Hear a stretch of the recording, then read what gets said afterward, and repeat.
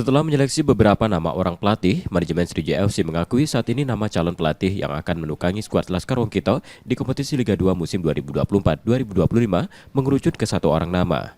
Meski manajemen Sriwijaya FC masih belum menyebutkan secara terang nama pelatih anyarnya, namun manajemen Sriwijaya FC mengakui sosok calon pelatih Sriwijaya FC musim ini sudah berpengalaman di persepakbolaan tanah air, baik di kompetisi Liga 2 maupun Liga 1.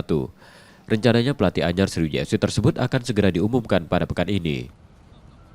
Kita sudah dapat bayangan lah siapa orangnya, mungkin dalam waktu dekat ini bisa kita umumkan setelah dilakukan hit and proper lah ya.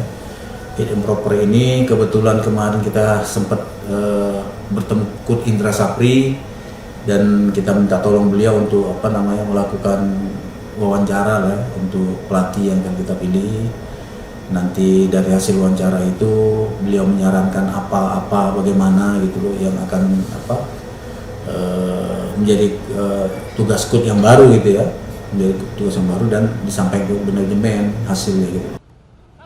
Manajemen Sriwijaya FC juga mengakui sebelum resmi diumumkan ke publik, calon pelatih anyar Sriwijaya FC ini akan terlebih dahulu melakoni fit and proper test dengan pelatih kawakan Indra Syafri. Nur Muhammad, Kompas TV, Palembang, Sumatera Selatan.